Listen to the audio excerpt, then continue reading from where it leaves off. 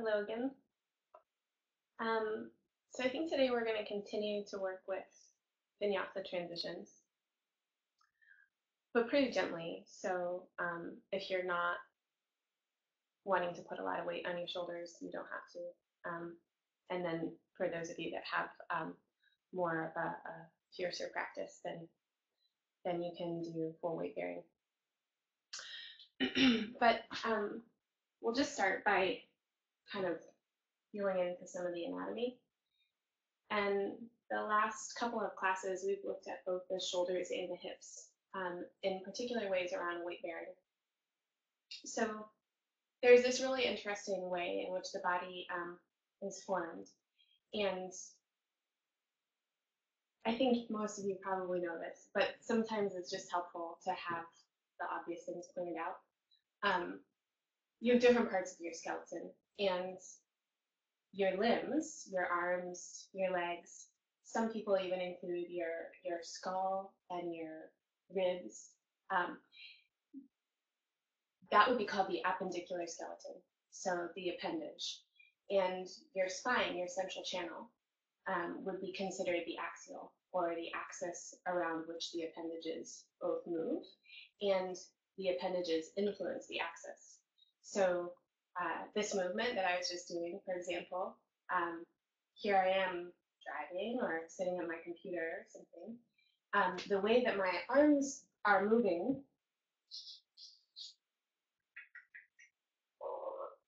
influences my axial body. So the arms are placed on the body in such a way that the shoulder girdle kind of rests over the ribs in the back. The scapula slides around on the ribs. And then in the front connects to the sternum, the breastbone, which of course is part of the rib basket.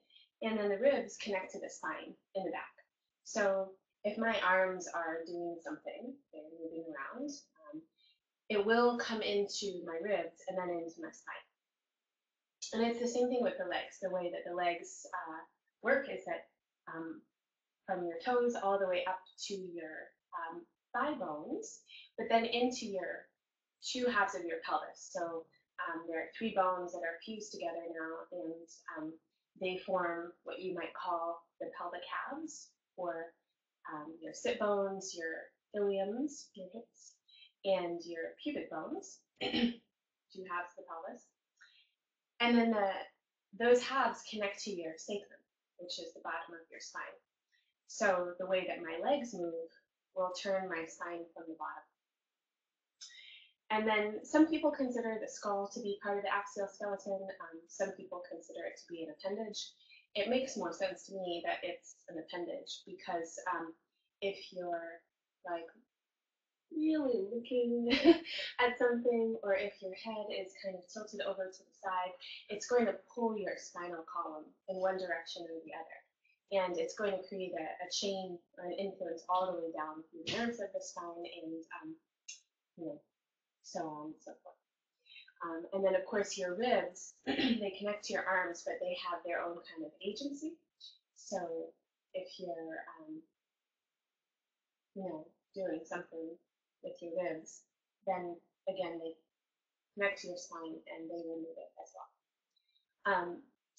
So in Vinyasa, in the fluid transition between postures, but in Vinyasa yoga practice, which is really kind of fundamentally set up on sun salutations and doing repetitive flexion and extension of the spine. So for those of you who might not know those terms, flexion is a forward fold and extension is a backward bend. So in Vinyasa, or in the sun salutation, there's a repeating and alternating pattern of forward bending and backward bending. And that pattern links to breathing. And you might be able to feel just in your body that if you exhale, the exhale pattern kind of naturally is a flexion. You exhale all of your breath out. In order to do that, you have to kind of contract the abdominal wall, and it's going to bring you more into a flexed shape. Whereas the inhaling pattern it fills and it spreads and it lifts, and that's more of an extending shape.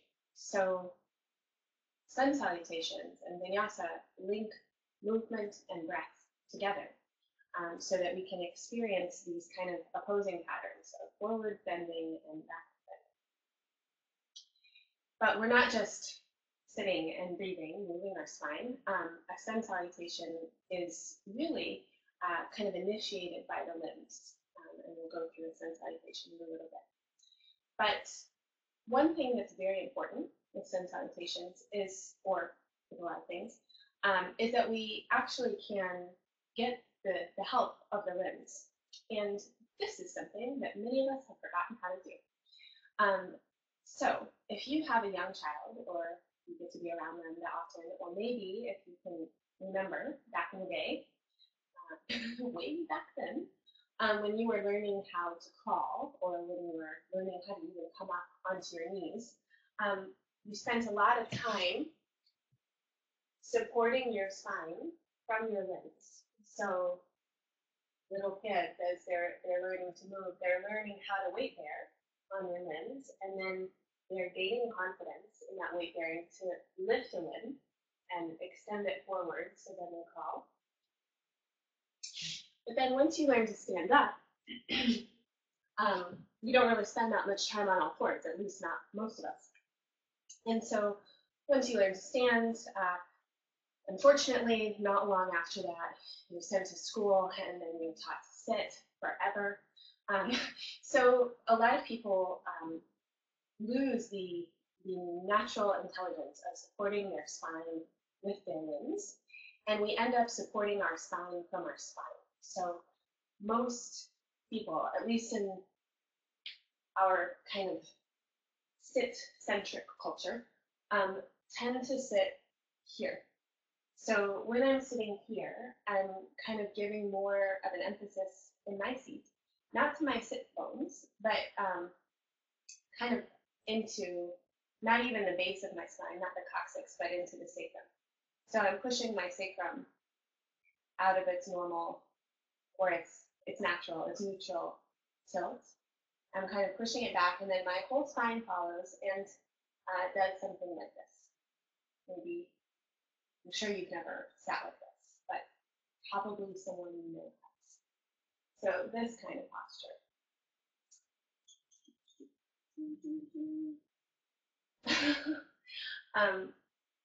So in order to come out of this type of posture, what many of us do is we end up tightening the back muscles and thrusting forward and doing something like this.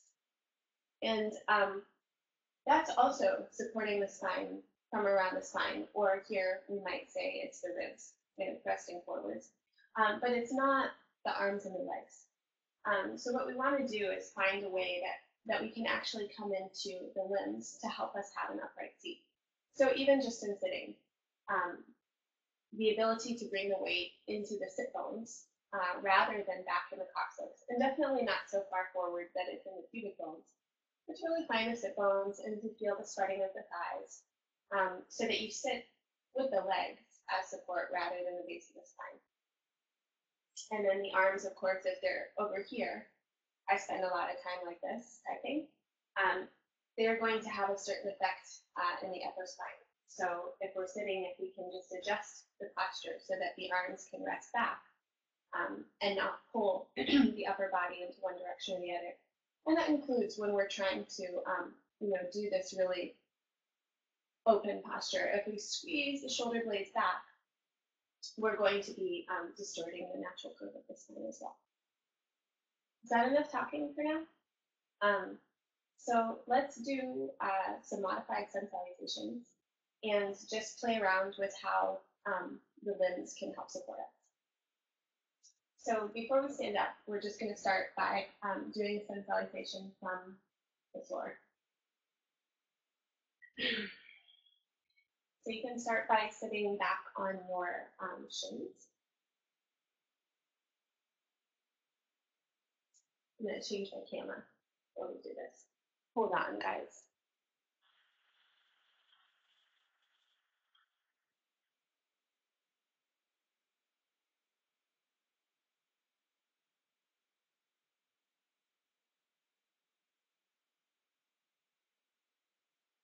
Okay, so start by sitting back on your shins. And you might notice that in order to come up and stand on top of your knees, you have to push down through the tops of your shins. So just do that a couple of times. And really find a way to push down through the tops of the shins to come up right. And feel that as you do that, there is a potential to stay pretty relaxed through the upper body. You don't have to work that much. You might be able to really relax around the muscles of your spine. Your legs are going to work.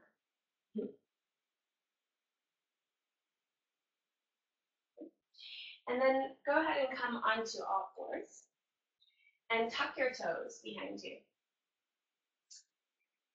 And what I want you to do here is now use your fingers and your toes to kind of rock your body forwards and back. I think we did this a couple of classes ago when we were talking about shoulders and fingers. But tuck your toes and push them back so that your head moves forwards. And then push down into your hands and push them forwards so that your bottom moves back. So right now, if you just continue doing that, you're moving your axial skeleton from your appendicular skeleton. And as much as possible, try to initiate your movement, try to begin it at the furthest point, the most distal point, which would be the tips of your toes and fingers, not your ankles or wrists. So notice that there is a difference in that, and you might feel it. That you could push just straight down into your wrists, or you could kind of tighten and extend your ankles. But that if you can really find that push down through your fingers and push back through the toes, that the major joints can actually stay more relaxed. All right. Then go ahead and come down onto your tummy. And we're going to do something similar. So you could keep your toes tucked and just do kind of like some toe rocks. So if you rock with your toes, you just push them back similar to how we're doing. And you'll feel that your whole skeleton kind of rocks forwards. And now if you add your hands into that, you're going to rock back and forth even more. So in essence, when we come into our back bend, into our back bending pattern, which we'll do in a second, but upward dog or cobra, you need your toes first to push the body forwards. And then you need your hands to help you pull your body through. So there's a push of the legs that sequences all the way up, and then your legs are strong and engaged. And your hands then want to kind of help and pull back. But there's this constant conversation between them as you come down. So we did do this on the class on the shoulders, but the hands have to switch from pushing forwards and kind of creating an isometric support through the whole body as the toes push back. And then when you're ready to move into your up dog, they switch and pull back. Sorry if I'm getting off track. We'll come back to that. All right, so then from here, go ahead and inhale and come back up onto your hands and your knees. And release the tops of your feet to the floor, and then stand up onto your shins and push down into your shins. All right. So then go ahead and take a couple of breaths and just reach your arms up and down a few times.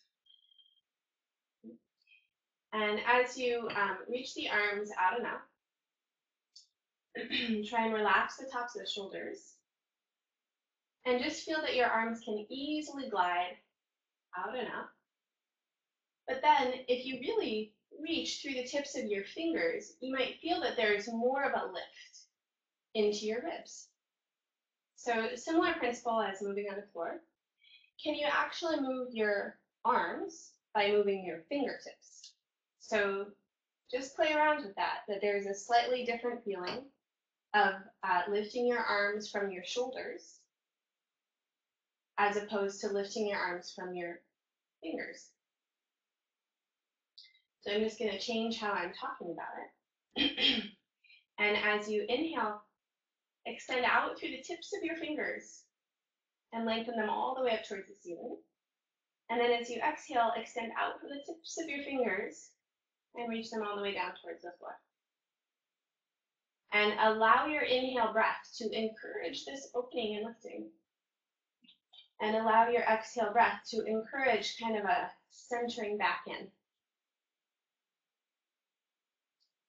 So then inhale and extend the tips of the fingers all the way up. And this time as you exhale, I want you to reach your fingers down and forwards onto your mat. And tuck your toes behind you. And go ahead and again, we'll find this rocking forwards and back. And feel how the tips of the fingers and the toes move your body. And as your toes and your fingers push in one direction, can you also really engage the tip ends of your spine? So the top of the spine right in the center of the skull, and the base of the spine right between the sit bones and the tailbone. So feel that there is like a reaching between those points. And the next time your toes push you forwards, reach your head forwards as well. And the next time your fingers push you back, reach your tailbone back as well. You might imagine that there are two triangles, the base of your hands to your tailbone and the base of your feet to your head. So the base is really strong and pushing, and then the point is extending. And now the next time you come forwards, keep pushing your toes back. And now push your fingers forwards and bend your elbows and come all the way down onto your belly. And then push your toes back and reach your head forwards and come into a cobra shape. And as you exhale, release the head, push through the hands, and reach the tailbone straight back. So that's our setup for modified sun salute without standing up. Okay? Go ahead and stand back up on your shins. Take a full breath in. Take a full breath out. On your inhale, reach the tips of the fingers out and up overhead, letting the spine lengthen up through the heart. And as you exhale, reach the tips of the fingers out and down onto the floor. Let's just take an inhale here. And the toes are tucked. And as you exhale, push the toes back and the fingers forwards and bend your elbows and come all the way down onto your tummy. And on your inhale, you're going to push the toes back, pull the hands back, and reach the head forwards and up. And as you exhale, push into your hands, reach back with your tailbone, and come to child's pose.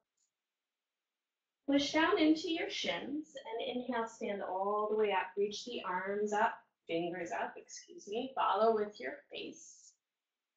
As you exhale, reach the tips of the fingers down to the floor, tuck your toes, and isometrically resist your fingers and your toes as you come down. On your inhale, push with the toes, pull the hands back, reach your mouth all the way up. And as you exhale, push with the hands, reach with the tailbone, and come all the way back to child's. Let's do one more time like that. So push into the shins, inhale, tips of the fingers, reaching all the way up. As you exhale, tips of the fingers down to the floor, tucking the toes. As you come down, feel the push of your fingers and your toes that support it. And allow the push to extend the reach through your mouth, up and down the cobra. And as you exhale, push in the hands and reach the tailbone all the way back. And then go ahead and we'll try this standing up. All right. To make sure that my camera can see. So the tops of my arms will get cut off, it seems, because I've misplaced my camera. So that's okay, because you're going to feel this, not watch it. All right, so go ahead and find your equal standing pose.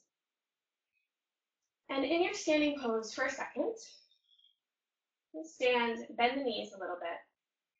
Okay? And notice that your legs have their own relationship to the floor. They can really, from the tops of your hips, from the basin of your pelvis, you can inhabit your legs, you can reach down, you can feel the tips of your toes, the soles of your feet.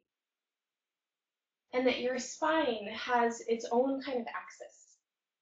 So there's the legs here, the sitting bones that travel down to the heels. But then you could think about, where your coccyx and your sacrum are, how they're held on either side by the iliums, and just feel that kind of verticality, that central axis that extends, that holds the skull. Allow for movement inside of your ribs as you inhale and exhale. And feel how that movement comes into the arms. So on an inhale, just notice how the collarbones naturally spread a little bit, how the arms can receive that breath. Okay. So we'll do a modified full salute, and then we'll just keep going from there. And of course, you're welcome just to stay down on your knees. So touch the tips of your fingers together, just feel the skin at them. Take an exhale breath. On your inhale, reach out the tips of your fingers and bring them all the way out and up. Let it lift your spine. And as you exhale, keep those long fingertips and let them take you into a forward fold, all the way into flexion. Bend your knees if you need, and curl the spine, reach your head towards your shins. Now on your inhale breath, reach the tailbone back, reach the top of the spine forwards, the gaze forwards. And then just go ahead and bend your knees, plant your hands, and step back. And we'll take plank pose. So plank pose like a plank, not like a V or a down dog. But in your plank pose now, push the toes, move the head forwards, push the fingers, move the tailbone back. Do that a couple of times. And as much as you have your fingers and your toes, find your head and your tail. And now the next time your toes push you forwards, inhale, look forwards. As you exhale, chaturanga dandasana, push the fingers forwards and the toes back. And then as you inhale, push the toes and pull the hands back and reach the top of your spine up, upward facing dog. And then exhale, push in your hands and reach the tailbone back, downward facing dog. And in your downward facing dog, you really have the chance to enjoy that feeling of the limbs supporting the spine. And this is what we're looking for here. Rather than tightening around the spine, can you breathe in and reach all the way through your arms, through the tips of your fingers? And can you breathe out and reach through the legs, through your heels, and through the tips of your toes?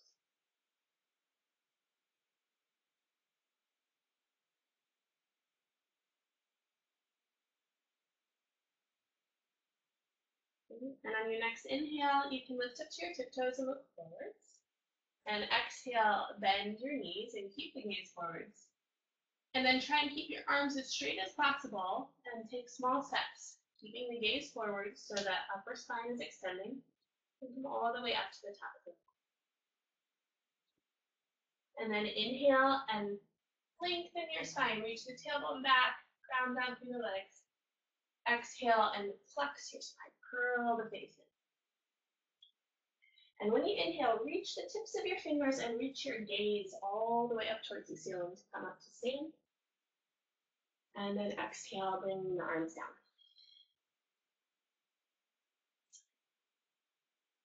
I'm going to try and talk and breathe and go through the whole thing. I might sound out of breath, though. That's fine. You're fine. You know it. Okay? So we'll go through Surya Namaskara A, okay? Starting with an inhale breath and then an exhale breath. And then inhale, reach the tips of the fingers, Urdhva Hastasana, upward facing arm pose. And exhale, fold into Uttanasana or a forward fold, reach the tips of the fingers, all the way into flexion. And on your inhale, lengthen the head forwards, lengthen the tailbone back. Okay, exhale, step if you want, or you're gonna hop, push into your hands and reach the head forwards and the heels back and come into chaturanga. Now push your toes and pull the hands back and inhale. Reach the top of the spine, upward dog. And then exhale, push in your hands and reach the lower spine, tip of the tailbone, downward facing dog. And then we'll take 5 full breaths. And in your breathing, how little can you do around the spine? Like, how relaxed can you be? How full can you be in your breath? And how strong can you feel in the tips of your fingers and through the heels and through the toes?